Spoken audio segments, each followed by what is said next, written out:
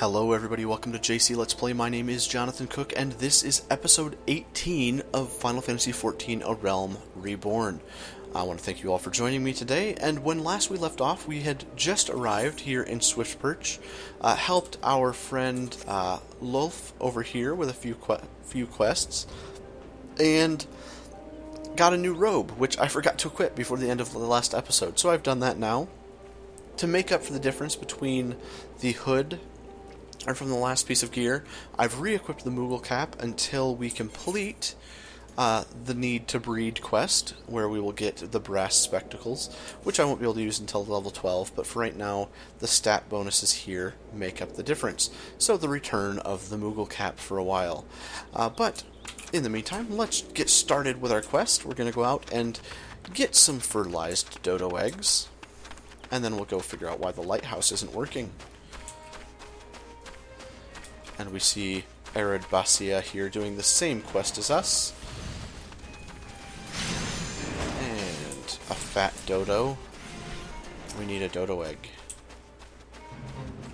I didn't want to join a fate. Don't make me join a fate. We're going to interact with this. I do like how these dodos just kind of let me go. And I sense a hostile presence. Oh no! Oh, there's two of them. Oh dear. Well, we'll deal with this one while Carbuncle deals with the other one.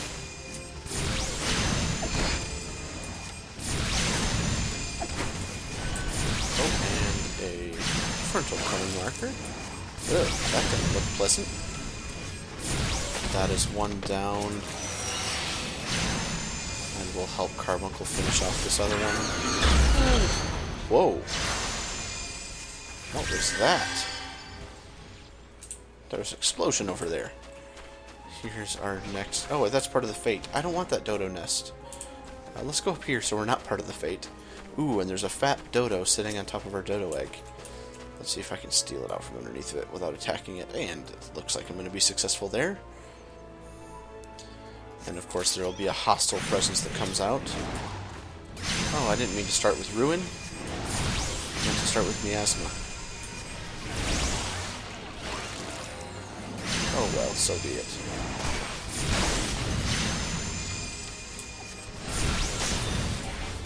Make sure that we're outside of that cone before it hits. And that should take care of that one. Let's move on to the other fat dodo.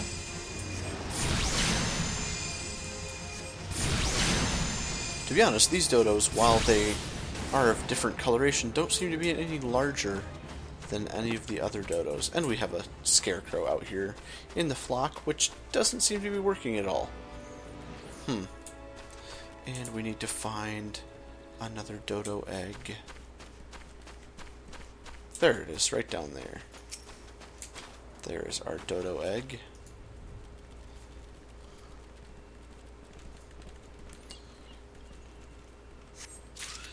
And we sense a hostile presence.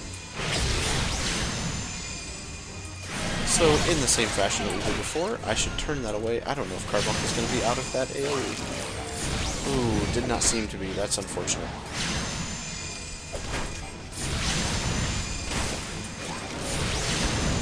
Oh well. And one more to go. That is that. So now we need to run over to the lighthouse and figure out why it's not lighting the way like it should. Ooh, and I want to avoid those arbor buzzards as much as I can. Being level 13 hostile creatures, I just don't want to get wrapped up in any battles that I can avoid. Yes, fly away, arbor buzzard. And of course, all the enemies in Final Fantasy XIV are set on a line of sight aggro. So as long as A, you're outside of their aggro range, and you stay behind them, you do not have to worry about getting aggro. And here we have Konajura fishing. That's a very interesting outfit she is wearing. Ah, the toadskin jerkin. Very nice. I'll have to make sure I get that for my crafters. And with a fledgling dodo there, of course. And let's talk with Can Swiss. You say a yellow jacket sent you here? Me light's grown dim, has it? Well, of course it bloody has. The bomb, what fuels me furnace, has up and buggered off. You see, if I don't get that beacon fixed up and soon, there'll be trouble on the water. I know you're just the messenger, lass, but I can tell an adventure when I see one. I'm gonna need you to chase down that bomb and bring back a claw what you ripped from its smoldering corpse. Take this here iron brazier and set her down in the middle of the flock, somewhere near the scarecrow, I'd say. You get a nice fire going, and that frisky bomb will soon be about. Watch you don't singe your eyebrows, lass. So, we need to go back to the flock. Perhaps I should have grabbed this quest before doing the other one, since we'll be going straight back to that same area. And let's make sure that I avoid those two arbor buzzards. Oh, and I didn't. Heal. Come with me, Carbuncle. And another fate. My word. Well, this one's almost done. Gluttonous Gertrude. Throw in a couple of spells just to kind of... We'll get a very little contribution for that. 262. And here's our destination. We'll put down our iron brazier.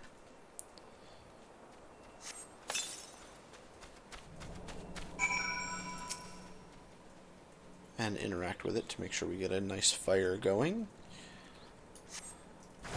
And I sense a hostile presence. Carbuncle saw it before I did. And torchlight.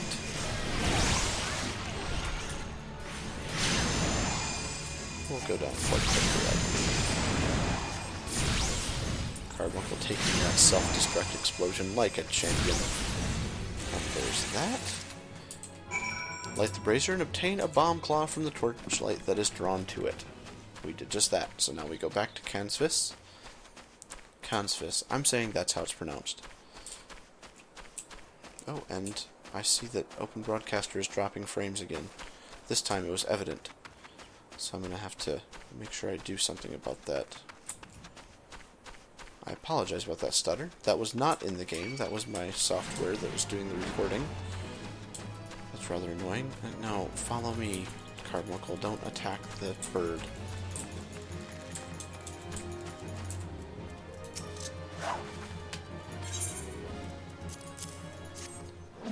Definitely going to have to figure out why it's dropping frames, because it's not like I'm actually streaming.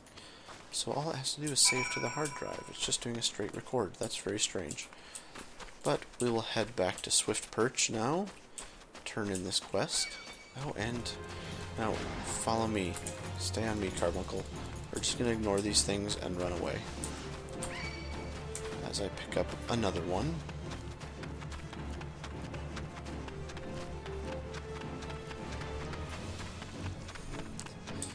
With a dodo just standing in the road. A feral dodo at that. No doubt part of someone's quest, the leave quest that they're doing. I'm just going to ignore it and move along. Oh, it's been pacified and will no longer attack. So we'll talk with Lelf first. Lelf? I don't know. I'm just going to call him Lelf. With 3 eggs, I should be able to experiment with breeding. Success or failure is not terribly important to begin with. I mean only to gain some practical experience with the birds. Very well. Have your 3 eggs. Yes, you did exceptionally well in selecting only fertilized eggs.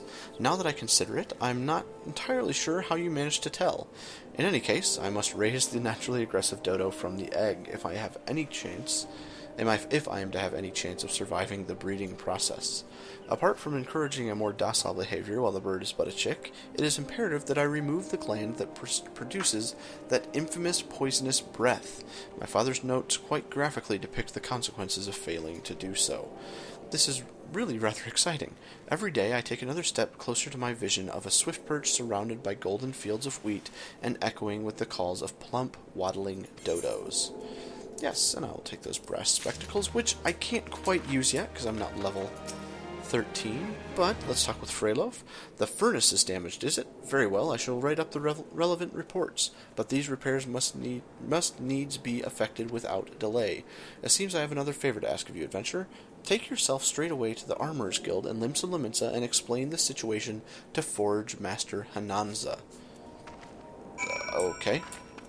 Before I do that, I'm going to register Swift Perch as a favored destination to cut back on travel time. Return to Limsa Limensa and go to the Armorer's Guild.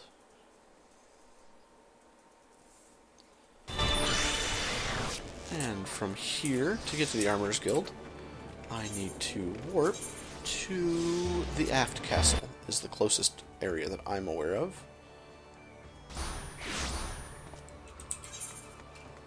It is right over here. You see the relighting the torch quest there.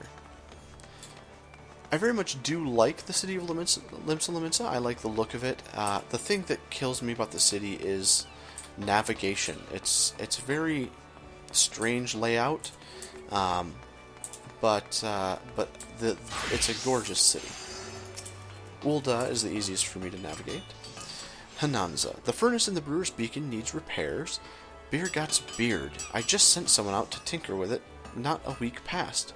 Mayhap the bomb Consvis had trapped in there was a touch too volatile. I'll have an artisan visit the lighthouse to pay special attention to reinforcing the casing of that furnace. Your work is done here, adventurer. May the navigator guide you on your journeys. And we'll take those hard leather sandals, thank you very much. And open that up. Those I can equip. Ooh, those leather sandals are spirit bound. So as I was saying in earlier episodes about converting, I can't do that with those. Never mind, I lied. Don't listen to me at all. We'll talk to Hananza again, get our next quest, which will give us new pants, which I can't use until level 13, but I'm sure I will be nearly there by the time I complete the quest. Forge Master Hananza, head of Naldic and Viamelis, wants you to assist with the workload over at the Morabi dry docks. What say you to taking on some work from Naldic and Viamelis? We've a great hulking warship to build, and could certainly use an extra hand for any number of tasks. First, for your first job, I need you to run this missive over to Otbirm, the head shipwright over at the Morabi dry docks. We forge most of the ship's bits and pieces here at the Armorer's Guild, but the actual construction takes place at the docks found in the south of Lower La Masia. That's also where you'll find the main offices of Naldex and Viamelis. The Morabi Dry Docks is one of Limsa Limensa's most important districts, at least as far as I'm concerned, and I'm sure you'll not regret attuning yourself to the area's aetheryte. We get another reminder to attune ourselves to the aetheryte. If you've no confidence in your sense of direction, you'd best serve making use of the Chocobo Borders. First floor of the mizzen mast, in case you were wondering. Should you choose to make the trek on your own 2 feet, leave the city through the Tempest Gate and follow the road south. May the navigator guide your steps. So, as far as I know, I can't use the Chocobo Porter, but I suppose I'll check anyway. So, I need to go... I'm thinking I'll just go this way. I don't know anymore. You know what? I will go talk to the Chocobo Porter. Just because the automated travel will be a touch quicker. Or at least more...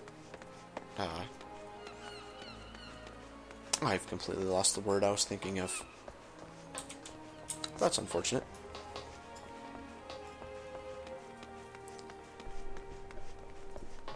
Let's talk to the lift attendant.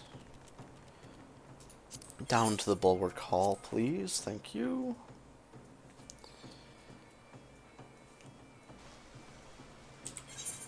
And there is the Chocobo Keep.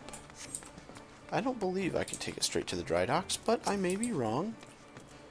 Let's look and see what Fragame has. Chocobo Porter. Well met, traveler. May I interest you in a Chocobo Porter? Yes, I'd like to hire one. To the Morabi dry dock. What do you know? For 5 gil. It'll be a 2-minute journey. And I think once we get there, we'll turn in our quest and wrap up this episode. Again, we've seen these before in other episodes, with Kaelk, of course, but just another quick introduction to the Chocobo Borders. It's an automated travel system, as you can see. I mean, well, you can't see, but I'm not doing anything. But it follows an automated path, and gets its own unique barding for that. Kind of reminds me of like a bellhop cap. I know there's a number of people in the game that hope they can get that for their Chocobo at one time or another. But it's nice. It's a very cheap traveling and just very easy to use. And more dropped frames. I'm going to have to look at... Oh, and there's a quest that we could have grabbed had we not used the porter. But I'm going to have to look at my settings for Open Broadcaster and find out why it's suddenly having this problem. Makes me curious if there's something running in the background that may be causing the issue.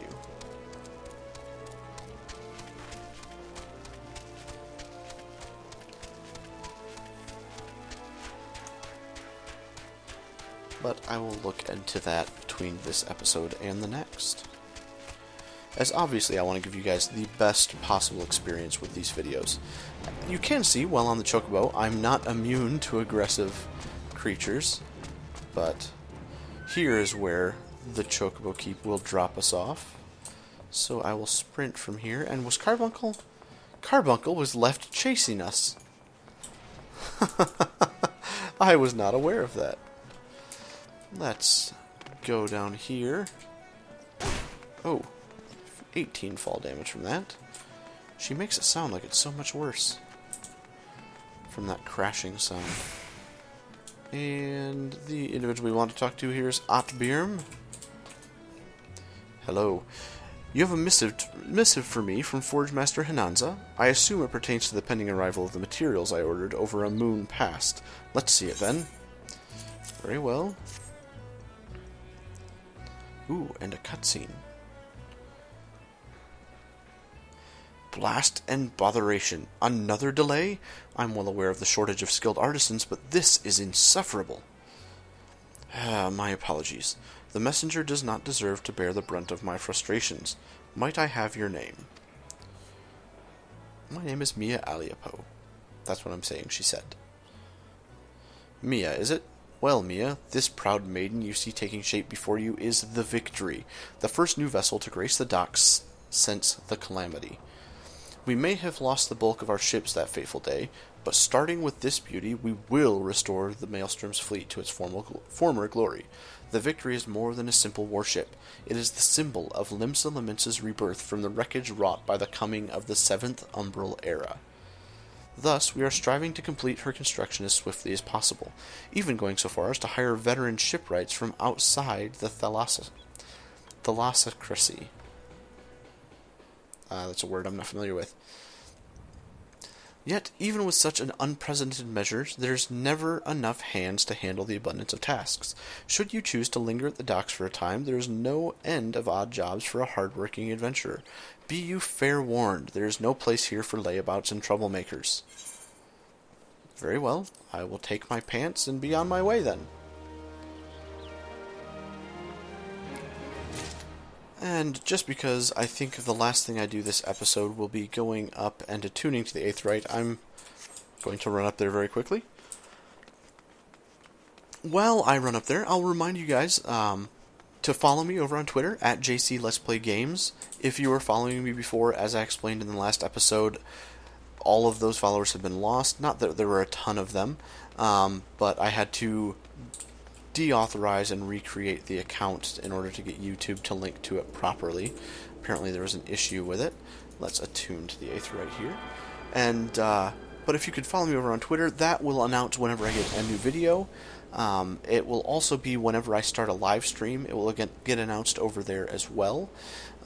Speaking of live streams, we are still a little short of the 100 subscribers that are needed to live stream on YouTube at the time this episode is recorded. So if you could subscribe to the channel, that would really help me out. It would be fantastic. And yeah, I would really appreciate it. In the meantime, if I can't live stream on YouTube, I'll be live streaming over at Twitch TV at www.twitch.tv/JCLet'sPlay, but I'd really like to do it over on YouTube. However, that wraps it up for this episode, so I want to thank you guys for watching. If you liked the video, if you could give it a like or a favorite, that would be fantastic. If you'd like to see more videos like this one, if you could subscribe to the channel, not just to get me to 100 subscribers, but also just to, keep getting these videos, that would be excellent as well. In the meantime, my name is Jonathan Cook, this is JC Let's Play. We'll have a farewell from Mia Aliapo, and I will see you guys all next time. In the meantime, take care and peace out.